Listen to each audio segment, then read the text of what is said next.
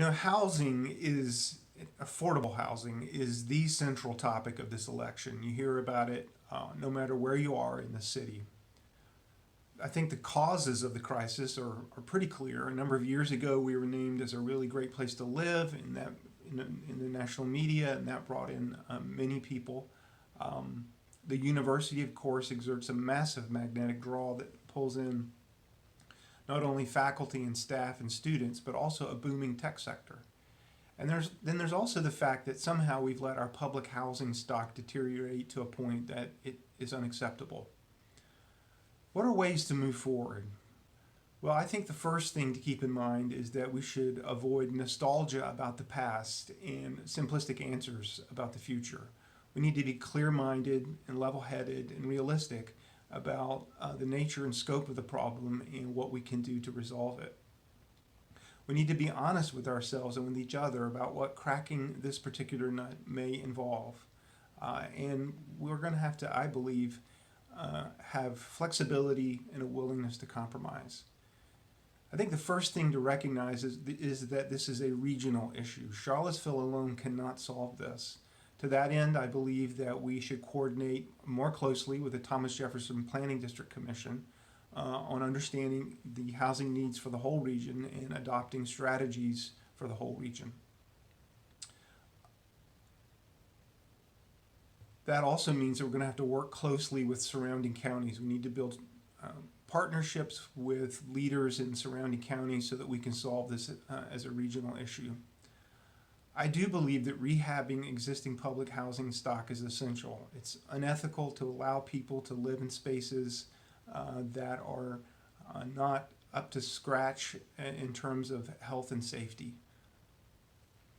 We also are going to need to adopt a comprehensive plan in the zoning laws that go with it that are modern and forward-looking. So lots of good work is being done here by members of the Planning Commission. I believe that we will find a way to allow greater density in our neighborhoods while also maintaining the physical characteristics of the neighborhoods that we know and love. Some have called for a total elimination of R1 zoning. I personally don't support that. I do, however, support reducing the scope of R1 zoning in terms of the geographic area and softening R1 zoning. What do I mean by that? I think that we can change some of the many requirements that go along with R1 zoning, including minimum parking allowances, frontage, minimum lot size requirements to allow more dense living in a way that, won't compromise the physical characteristics of a neighborhood. And then the idea of permitting triplexes and quadplexes is something that I think we should also be willing to entertain. Other ideas are to incentivize accessory dwelling units and subletting by on-site homeowners as opposed to absentee landlords. We should strive to make that approval process for all of that easier and more straightforward.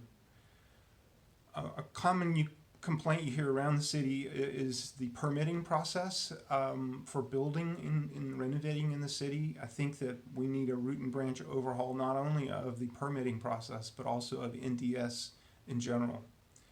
And finally, we should also remind the university to be a good neighbor.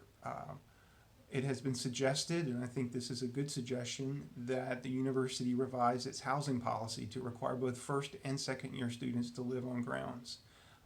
That would make a huge difference in the overall housing market. Thanks for taking the time to watch.